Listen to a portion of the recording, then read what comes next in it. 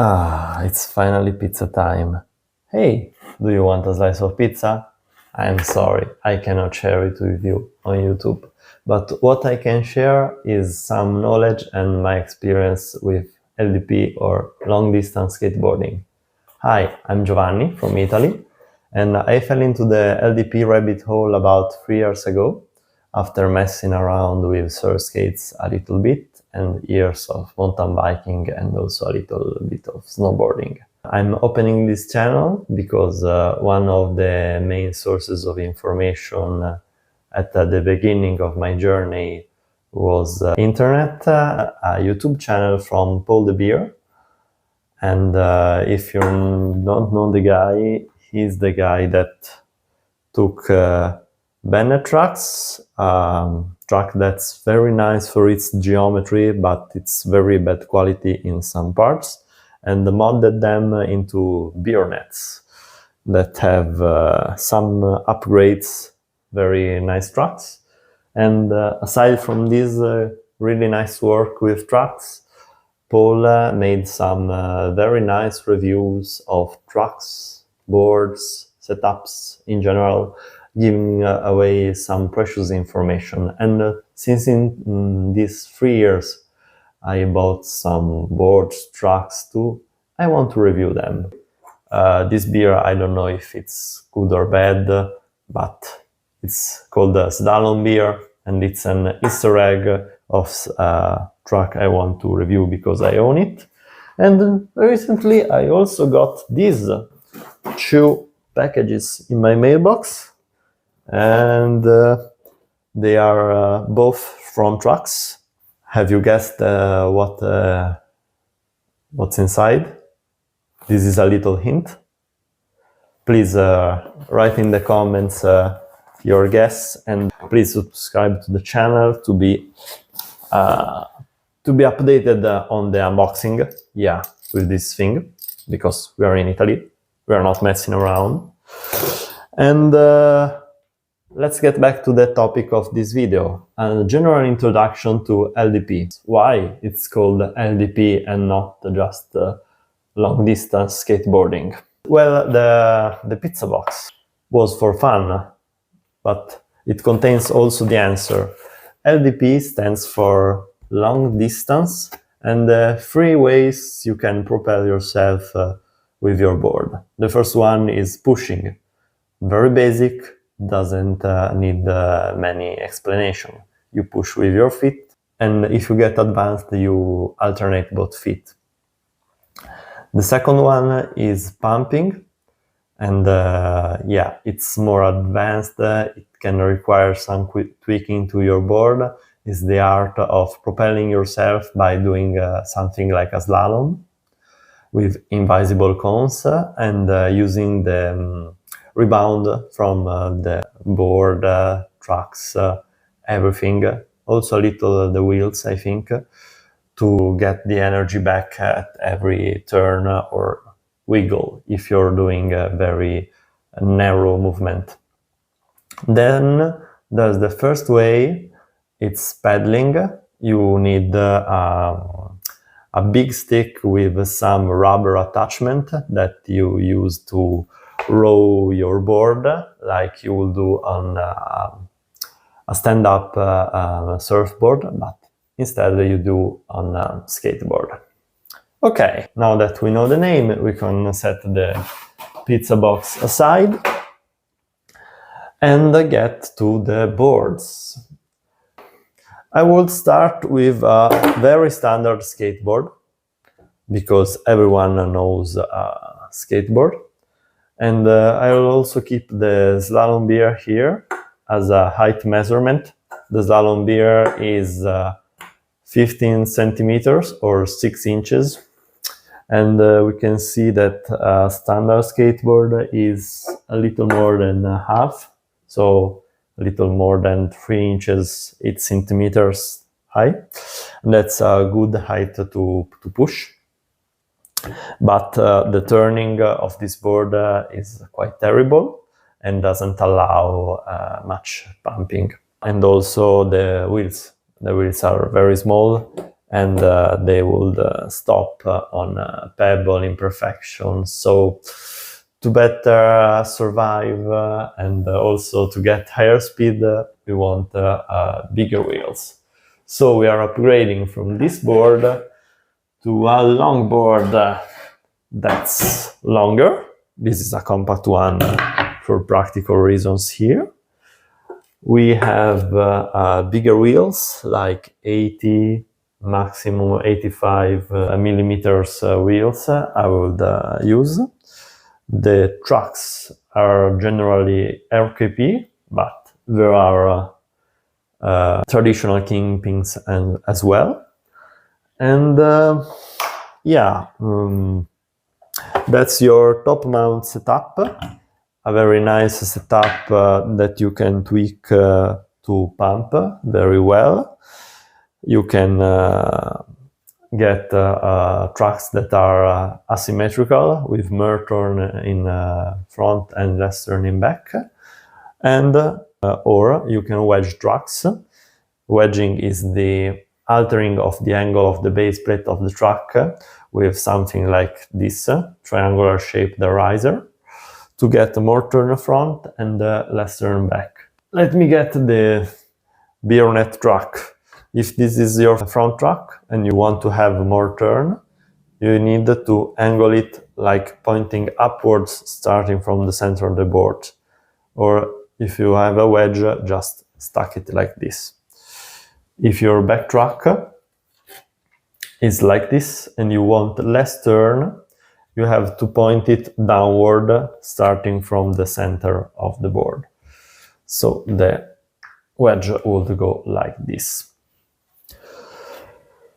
This is a very good setup for pumping, but as our slalom beer suggests, it's taller than our skateboard. So it loses point if you are willing to push. If you want to pedal the board, it's okay. You just get a longer stick and do your thing. This is one of the styles of LDP boards, the top mount. Top mount board is generally longer than this and can get way longer, like this one. This is like 40 plus inches or more than 1 meter. And the added length separates better the movement of the trucks and makes you feel the bounciness of the construction more. They are very fun. They look like surfboards. They're a little impractical, maybe, but a nice addition to your quiver. And one of the style, but not everything. If we are okay not standing on the front track, we can get a lower platform. We can use a board design that isn't flat, but has a drop. This is called a drop-down board. That's still a top mount, but the standing platform is lower than the truck mounts. Another style is a drop-through. That is a board that has holes for your trucks that can go like this and have a drop. This is in particular not only a drop-through but a double drop, because it combines the drop-through construction to a drop-down. But the final amount of drop is different from board to board, and the drop-down board we saw before has more drop. This and the other design are lower than the first skateboard we saw, like this amount of slalom beer, or just less than 3 inches or 7 to 8 centimeters. And these boards are symmetrical. You can use different angle trucks to get directionality that helps with pumping. On a drop-down but top-mount board, you can still use wedges. Or you can get something like the Pantheon Supersonic. That's a drop-down board that has angled mounting, the wedge in the back, wedge in the front, to have a setup that's directional but also very low. I really like this board and I will dedicate a video about reviewing it. So we did top mounts, we did dropped boards, and there's a third kind of board that's, I think, the most engineering-minded one, and I really like them. And it's an evolution of a board. You have a board that's not too long, like this one, and you use brackets to attach the tracks in a position similar to a dropped board. Okay, on the front, this is a DDS from G-Bomb. Is a bracket that has integrated wedging ability. You can wedge it. And on the rear, we can use another bracket that's wedging, or the wedging rear track. Something more unusual, like this integrated bracket and track hanger from Exile, but there are other models. Or you can go torsion tail. This is a design very different from the previous. There isn't a hanger, there is an axle connected to the 2 metal rods of the torsion tail, and as the name implies, it uses bushing, but also the torsion of the metal itself to have a movement that doesn't turn, but it gives you some energy in return. And there you have it. This is a bracket board. Just to demonstrate with the slalom beer that's very low, less than half a slalom beer.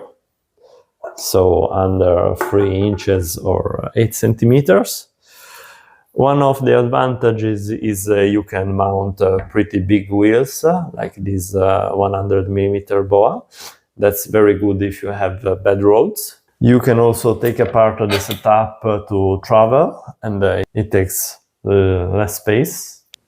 You can change some brackets, tails, get very creative in an engineering way to find your preferred setup.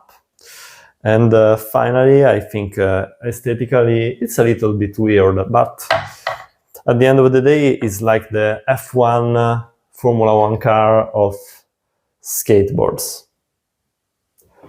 You don't see the resemblance? Watch this.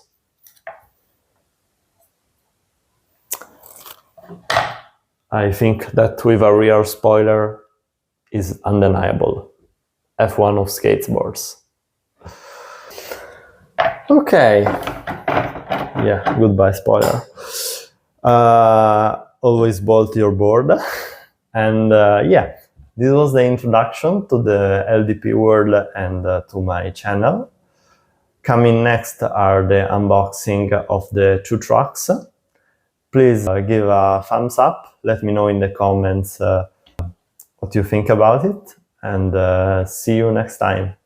Bye. Finally, I can eat my pizza. Cardboard pizza, the best.